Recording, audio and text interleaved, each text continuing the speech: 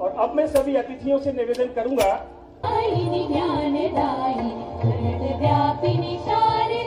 कारिणी की उनसे निवेदन करूंगा कि अशोक कुमार पांडे जी के स्वागत के लिए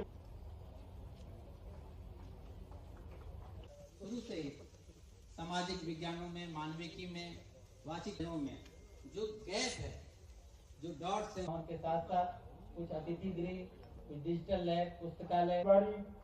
NITTR के निदेशक चंद्र चारू तिवारी, श्रीमती मालती राय जी इस कार्यक्रम में उपस्थित हैं। मैं उनका स्वागत करता हूं। धन्यवाद।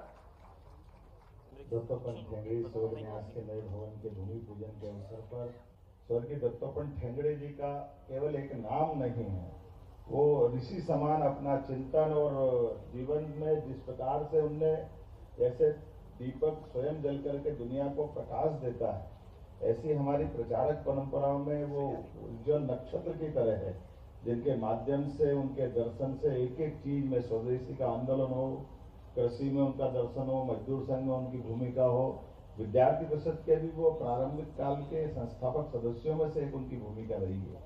और उनका अपना चिंतन करने का, काम करने का, बाकी सब बातों के साथ उनका लंबा जीवन हम सब में से कई लोगों को मालूम होगा, लेकिन एक एक बात की, जैसे उदाहरण के लिए कई बार मेरे को भी ये कंफ्यूजन था, लेकिन जब उनका एक लेख पढ़ा तो बड़ा मजा आया, अलग ढंग से देखा।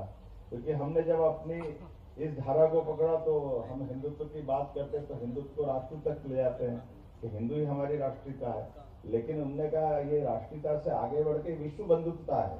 ये जो हमारा हिंदू दर्शन है, ये केवल हमारे तक रखेंगे तो ये छोटा हो जाएगा। इस चराचर जगत में सामान्य रूप से मनुष्य, समाज, राष्ट्र, मानवता और मानवता से चराचर संस्कृति की तरफ जोड़ने वाली धारा है, वो धारा हिंदुत्व की धारा है। और इस नाते से ऐसे सारे कामों को भी आज के दौर में तो और समसामयिक हो जाता है जब हम आज के इस दौर में इस भाव को देखते हैं। तो यद्यपि हम सब देख रहे हैं विश्व के परिदृश्य में सारी दुनिया में अब सारी दूर आशा का कोई केंद्र बची है तो वह हमारे देश की तरफ बची। और जब ऐसे उमड़ते घुमड़ते सभी प्रश्नों के उत्तर हमको देना है तो हमारी उस प्राचीन ज्ञान परंपरा की तरफ भी हमको जाना पड़ेगा। उसमें ऐसे हमारी आदिकाल से ऐसी लंबी परंपरा है जिसके माध्यम से उन सबको सामने लाने की आवश्यकता भी है और इस दिशा में लगातार शोध करने की जरूरत भी। सब शासन कर सकता है ऐसा नहीं, समाज ही या समर्थ होता है। और समाज की समर्थ होने की परंपरा में अगर गुरुकुल परंपरा की बात करें, विश्वविद्यालय की बात करें तो तक्षशिला नालंदा से लगा करके हमारे यहाँ तो मोक्ष की बात भले ही कही होगी, अयोध्या, मथुरा, माया, काशी, कांची, अवंतिका। मोक्ष का मतलब जीवन के हमारे अपने जीवन का वो मार्ग जिसकी कल्पना तो सब करते हैं, लेकिन जीते जी मोक्ष की भावना हमारे जीवन के प्रत्येक क्षण का सदुपयोग हम समाज हित में कर पाए। ये जो मोक्ष की उदात्त भावना है, इस उदात्त भावना के लिए इसी प्रकार के रिसर्च इंस्टीट्यूट की आवश्यकता है। मैं मान के चलता हूं कि विश्व के परिदृश्य में इन सारी बातों को देख करके हम चलें।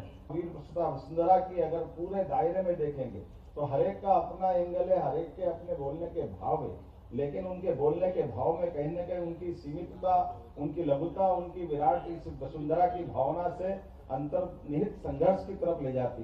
तो सच्चे अर्थों में वसंत पूजन का, ये वसंत पंचमी मनने का, दत्तोपंत ठेंगड़ी के भवन का भूमि पूजन, ये हमारी वसंत पंचमी को भी सार्थक करेगा। ऋतुओं में 6 ऋतुओं में ऋतुओं का राजा वसंत, और वसंत के माध्यम से हमारी ज्ञान की ऊर्जा, ज्ञान की विधा इस वसंत के आनंद में सबको नहलाएगी। ये शुभकामना देते हुए मेरी अपनी बात को विराम देता हूँ। भारत माता की जय।